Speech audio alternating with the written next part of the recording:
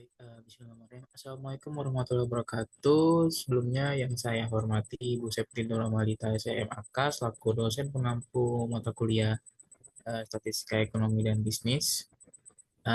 Di sini saya izin mempresentasikan terkait hasil analisis saya untuk masalah yaitu mencari arah kenaikan modal perusahaan dari pengaruh laba akuntansi dan juga arus kas.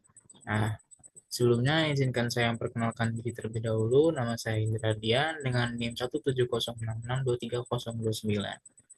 Nah, di sini data untuk yang kita pakai itu adalah data perusahaan sektor teknologi periode 2022. Yang dimana ini juga data yang saya gunakan di sebelumnya di penugasan, yang saja kita ganti variabelnya.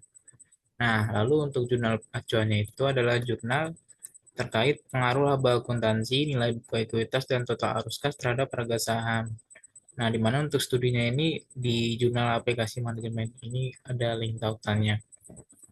Namun karena harga saham itu termasuk yang lumayan sulit dicari, bukan karena susah dia, cuman lebih ke terbatas di tahunnya. Sedangkan yang saya pakai ini tahun 2022. Nah, lalu untuk variabel I-nya itu adalah variabel ekuitas, laba, ya, laba akuntansi sebagai variabel X1 dan juga total arus sebagai X2. Nah, di sini kita langsung lanjut ke uji regresi linear sederhana, di mana untuk summary output ini kita dapat dari ini ya, pakai data analisis ya. Ada di sini data analisis di bagian regresi. Nah, nah, di bagian regresi ini,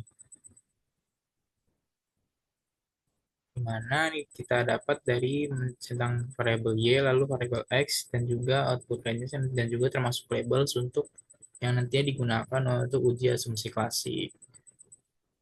Nah, lalu dari uji regresi sederhana ini didapatkan hasil seperti ini, di mana nilai R square ini mendekati 100%, di mana nah, terus untuk standar errornya didapatkan estimasi menurut regresi selisih dari Y sama A tambah BX1 tambah BX2 memiliki standar senilai 1.172.911 dalam jutaan rupiah untuk selisihnya. Lalu dapat juga di mana significance F di bawah 0,05 itu berarti masa memang ada pengaruh terhadap ekuitas ataupun modal perusahaan si laba akuntansi dan juga harus kasih ini. Lalu di sini juga ada koefisien, di mana koefisien itu menunjukkan arah pengaruh dari tinggi rendahnya variabel. Yang dimana untuk S1 laba akuntansi menandakan semakin tinggi laba akuntansi, maka semakin kecil modal usaha yang diperlukan untuk berjalan baik secara operasional. Nah, untuk X2-nya semakin banyak modal usaha atau ekuitas menunjukkan adanya arus kas keluar atau masuk yang lumayan besar. Ini juga ada nilai P-value-nya nih di sini, di mana nilai P-value yang di bawah 0,05 menunjukkan pengaruh signifikan. Nah, lalu ini hasil analisis atau interpretasi dari saya yaitu untuk meningkatkan modal perusahaan, manajemen sebaiknya fokus menjaga arus kas tetap positif dan besar dibanding hanya fokus pada laba akuntansi yang semata. Lalu dari ini dapat disimpulkan bahwa untuk memegang modal perusahaan ya sama seperti saya. Nah, mungkin kita bisa langsung lanjut aja kali ya ke berikutnya,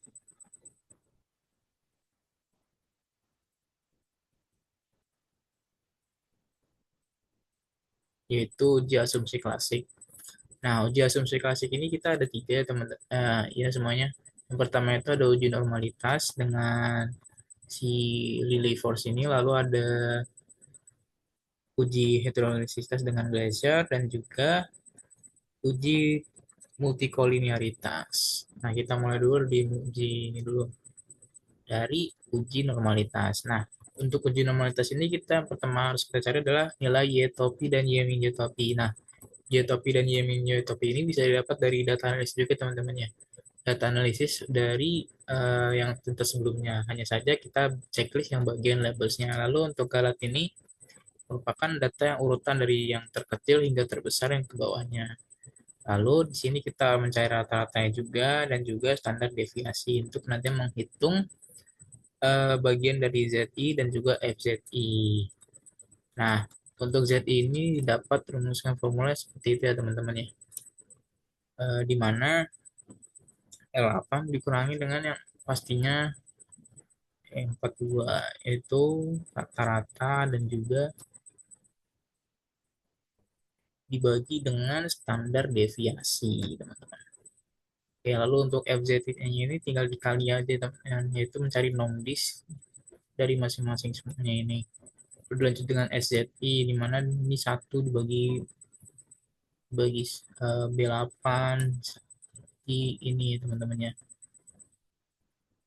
Di 34. Nah, ini 34 ini dapat dari mana ya? Dapat dari total jumlah data ya, teman-teman. Kita dapat 34 data, ini mah kita urutin nih. Kita di sini nyari apps-nya juga. Nah, apps 8 hingga 48. Nah, dari uji normalitas ini didapetin untuk L maksimalnya itu 0,61. Dihitung berarti nilai maksimum antara apps-nya ini, teman-teman ya. Lalu untuk L tabelnya itu dapat 0,153491123. Nah, itu dapat dari nilai koefisien 0,895 dibagi 34 pangkat 0,5. Nah, dari sini interpretasi hasil itu karena nilai X, nilai L max lebih besar dari L tabel, maka residual model dapat dinamakan sehingga asumsi menjadi syarat dalam regresi linear tidak terpenuhi. Atau berdasarkan uji normalitasnya, em, diperoleh nilai L hitung 0,61 ini dapat disimpulkan bahwa residual tidak berdistribusi normal sehingga salah satu asumsi regresi linear klasik tidak terpenuhi. Hal ini dapat mengaruhi kualitas hasil uji statik termasuk pada segmentasi parameter regresi. Nah, sini kita langsung lanjut ya teman-teman. Nah, ini ada kesimpulannya. Ini saya tulis juga padahal tapi oke, sini langsung kita masuk uji regresi teman-teman. Nah, ini kita sama ya teman-teman ya, pakai Gaussian statistiksi juga, di mana untuk geotrigonometri ini cuma kita lihat ini benar-benar heterogen atau enggak.